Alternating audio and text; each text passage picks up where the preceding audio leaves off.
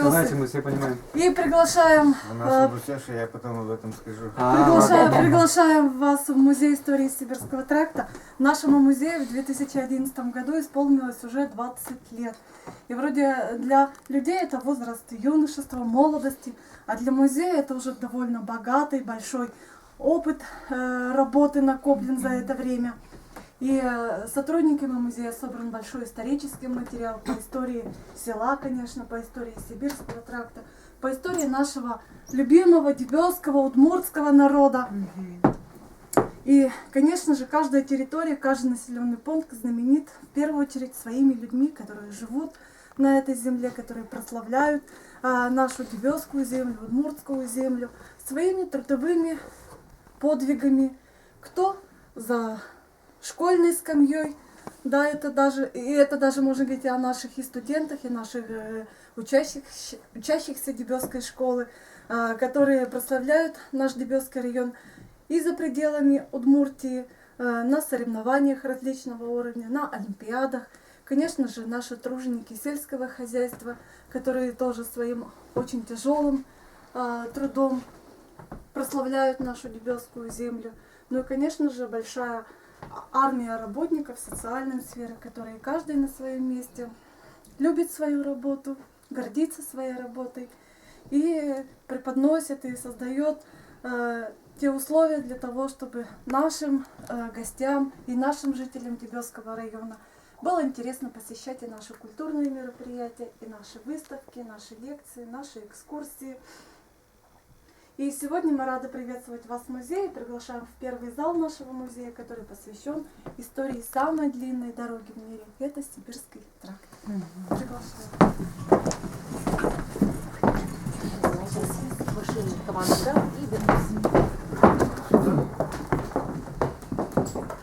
У нас все чувствуют удмурты, да? Нет? Кезовская. Кизовская. Ага. Кьёрксева. Ясно. Так, ну, у нас музей 21 год только у него, так сказать, возраст, а вот здание, в котором мы находимся, это здание 191 год уже имеет возраста. Потому что это здание казармы нижних чинов Дебёсского конно-этапного пункта, одного из самых больших на территории бывшей Вятской губернии. И вот получилось так, что когда старую дорогу, вот вы, наверное, приехали по новой, откуда вы приехали? Не знаю, С Кеза. с Кеза. С Кеза? Ну, тогда нет, вот чуть южнее, вот это вот у нас улица главная, это Старый Сибирский тракт, улица Советская. А мимо села проходит новая дорога, асфальтовая магистраль. Вот вы там не приехали. Вот получилось так, что когда новую дорогу строили, земли взяли у колхозов под строительство дороги, но с таким условием, что старую дорогу они, дорожники, рекультивируют и обратно возвратят колхозам. При этом надо было рекультивировать не только дорожное полотно, но и вырубить старинные березы. И вот когда березы начали рубить у нас здесь, рядом с Дебёсами, дебёсские жители возмутились. Прежде как-то никак не обращали внимания на эти березы. Ну, стоят и стоят, вроде старинные, екатерининские, как мы их называем. А тут почувствовали, что если березу уберем, значит, эту частичку нашей души, нашей истории, памяти уничтожим. И поэтому в 89 году вот тут целый такой бунт был. Давайте мы хоть что-то оставим от старой дороги, чтобы сохранить нашу историю, нашу историческую память. И время-то было очень такое смутное. Партия райком КПСС тогда уже чувствовал себя неловко. Да, и вот, а тут все организации, начала школа, я тогда в школе работал, как раз и мы начали тогда возмущаться. Затем нас поддержали редакция, лесхоз, там все организации, все предприятия и организации учреждения поддержали. Конечно, тут властям района пришлось быстренько пойти людям навстречу, регулировать этот конфликт, и было принято решение о том, что мы вот в этом здании, которое на то время пустовало, создадим музей, а рядом с Дебёсами небольшой участок километр 200 метров до пересечения ее с новой магистралью оставим в неприкосновенном виде, как музейный комплекс под открытым небом. Вот оттуда вся история наша и пошла. История посвящена, музей посвящен истории Сибирского тракта, и фактически наш музей стал первым вообще, который затронул эту тему.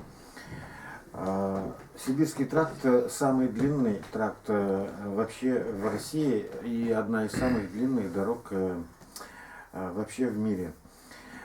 При этом Сибирский тракт, он формировался на протяжении очень многих веков. Первоначально это был путь, вот можно разделить на 3 этапа. Вначале новгородские люди проложили путь на Северный Урал в поисках мягкой рухляди, пушнины. Это соболь, песец, белка, лисица и так далее. Это было в XII веке еще.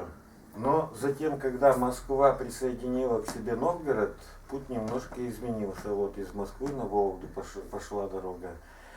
А потом получилось так, что к XVI веку вот эти вот северные регионы, где северное Предуралье и Зауралье, где был самый ценный соболь, крупный соболь, эти вот районы испромышлились, и поэтому пришлось как-то искать новые пути в погоне за соболиным хвостом. Вот мы тут такие условные обозначения сделали, что это соболь. И дорога повернула на юг. И в конце XVI века из города Соликамска, тогда Усолье Камское, до верховьев реки Туры была проложена первая дорога. Здесь был просто путь, то есть направление по тропам и так далее. А здесь вот уже появилась первая дорога. Была служивым человеком Артемием Бабиновым она проложена. И это было в 1595 году, а в 1598 году был заложен в верховьях реки Туры городок Верхотурье. Перевалочный, самый главный перевалочный пункт на Урале, на севере Свердловской области. И так получилось, что история нашего села, вообще история Сибирского тракта, она тесно связана с Верхотурьем. А почему так получилось? Дело в том, что помимо государевых людей за соболем начали двигаться и случайные, так скажем, люди. Мех тогда самый дорогой товар был, на него можно было обменять все. И поэтому, чтобы казна государева чтобы казна постоянно пополнялась, в Верхотурье была создана таможня. Мимо таможни пройти было никоим образом нельзя по указу, запрещено было. А чтобы никто ни с севера, ни с юга эту таможню не прошел, на этих обходных путях были поставлены так называемые караулы. И первый караул вот, на территории Удмуртии встречается в документах, это Дебесский караул 1682 года. Вот посмотрите уже сколько, так, 330 лет уже. Дебесы как какой-то важный пункт на карте нашей страны. Ну, а потом получилось так. Вот теперь я свяжу еще и с Башкирией. Дело в том, что по мере продвижения на юг, на восток, получилось так, что южные границы, они не были у России оформлены. И приходилось пользоваться все-таки вот этой вот длинной дорогой из Москвы на Яренск, Чердынь и далее на Верхотурье и далее в Сибирь. Но это был очень длинный путь. И чтобы его каким-то образом сократить, пришлось изначально властям России построить на южных границах от Оренбурга, вот где он у нас, вот где-то вот так вот будет, здесь вот где-то Оренбург, до Омска, так называемую горькую линию городков-крепостей, которые бы защищали южные границы России от набегов немирных степных народов, и в том числе немирных башкирцев. Так было написано в указе. Это было построено в вот эта вот крепостная линия была построена в 1752 году. И в 1753 году уже Елизавета Петровна, императрица, она издает указ о том, чтобы дорогу вот эту вот северную через Вологду, Яренск и Чердень и далее на Верхотурье отменить и провести ее из Москвы на Казань и далее уже через Дебесы на Урал и в Сибирь. Но еще одна проблема получилась. Проблема заключалась в том, что из Петербурга, новой столицы, теперь пришлось добираться очень большим крюком. И поэтому еще был указ 1783 года о том, чтобы дорогу проложить напрямую в сторону Урала. До крупных центров формировалась дорога, вот из Петербурга на Вологду, потом на Вятку, современный Киров. И дальше эта дорога соединялась, опять же, в Дебесах. Вот это вот вы приехали из Кеза, повернули сюда, вот этот перекресток, как раз и это соединение двух дорог. Одна московская, казанская, а другая петербургская, вятская, вологодская. Так что Дебесы вот этим, так сказать, отличаются от всех других населенных пунктов, которые стоят на Сибирском тракте. И именно в Дебесах начинается так называемый Большой Сибирский тракт. Из Дебес далее в Сибирь только одна дорога ведет. Тракт, который воспет художниками в своих картинах, в песнях он воспет, в стихотворениях и в прочих произведениях художественной литературы и других видах творчества. Вот такая вот кратенькая история. На Петра I, то есть 17 века, начали отправлять в Сибирь тех, кто нарушил законы, указы царей, кто выступал против царской власти, соответственно. Вот этот уголок у нас посвящен именно вот кандальной истории кандальной истории Сибирского тракта. Вот эти вот, естественно, отправляли в кандалах. Вот эти вот кандалы облегченного типа, это уже они начали с середины 19 века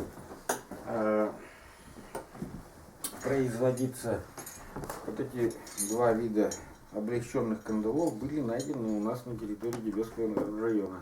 Копают картошку у нас люди на огородах своих и выкапывают такие вещи. Кто-то убежал, да, все.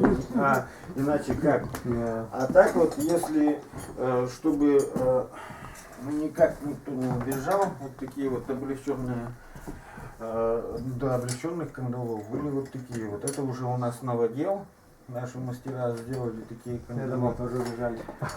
Тоже бежали, но все-таки старались бежать не на пути в Сибирь, а уже из тюрьмы во время работы, если на каторжной работе вывели тебя, чтобы до Сибири надо найти, там тебя кормят, поят.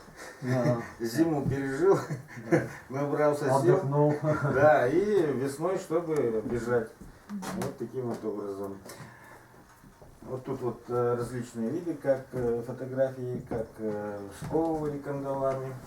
Кандалами начали, точнее, пешим ходом начали ходить арестанты в Сибирь только с 1822 года. До этого их отправляли на обывательских крестьянских подводах, закуют 4 человека, прикуют прямо к телеге, рядом с ними фельдъегерь, и крестьянин ямщичит везет на расстоянии и 50, и 100 верст бывало.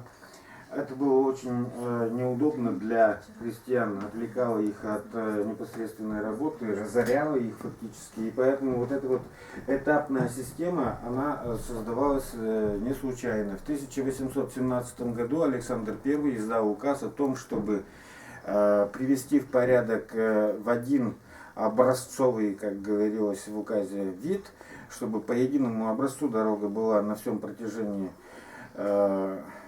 И одновременно там, где стоят почтовые станции, поставить еще и этапные пункты. Это места ночевок. Причем этапные пункты были двух видов. Непосредственно были полуэтапы, вот скажем, в Зуре, у нас рядом 25 километров село находится, там был полуэтап или полом, скажем, в Кесской стороне. Полуэтапы. Там люди приходят, арестанты с кандалами, заводят их в здание, они там ночуют. А на утро встают, идут до этапного пункта. И до Соликамска, опять же, там, где была Бабиновская дорога. Так что мы, удмурты, жили здесь непуганными, в дремучих лесах, болотных, таежных и так далее. Вот. И получилось так, что когда дорогу провели через Удмуртию, в 1753 году указ вышел, 54-го указ о том, где должна пройти эта дорога и так далее. И вот дорога прошла у нас прямо по северной Удмуртии на водоразделе рек Чепцы и Кельмези. Вот. Если в истории Южной Удмуртии было противостояние, конфликт, как раз в это же время были созданы Ижевские, Воткинские заводы, мощные заводы. И заводы-то русские, мастеровые, а кругом удмурты. Удмурты должны дрова им заготавливать, всем обеспечивать и так далее, и так далее. И вот уже начинается конфликт. Во-первых, конфликт сословный. Во-вторых, конфликт уже национальный, межнациональный, потому что там русские, здесь удмурты. Об этом как-то умалчивалось в истории в советское время, и сейчас не очень много пишут, но вот эти вот межэтнические отношения, они были очень-очень сложными. Это для Южной Удмуртии. А вот если и получался конфликт удмуртской традиционной деревни и государственности на юге в виде заводов, а вот на севере, у северных удмуртов, конфликт удмуртской традиции и российской государственности, цивилизации, он проявился вот в отношении к этой дороге. Как только дорогу провели, удмурты начали сбегать потихонечку с дороги. Ну, получалось так, дорогу провели прямо вот поперек прошли нашего села, проходной двор стал, люди разные приезжают, что там сделают, обычаи всякие они не соблюдают местные, начинаются конфликты, поэтому убегают. Вот у нас такими значками показаны, значит, деревни, откуда убегают, и деревни, которые созданы вот таким вот образом людьми, которые сбежали с большой дороги. А вот я из деревни Роготнево, Амелята, тоже сбежали. Вначале из Болезино сбежали сюда, только сюда сбежали, дорогу провели, пришлось снова с дороги сбежать в сторону и основать деревню.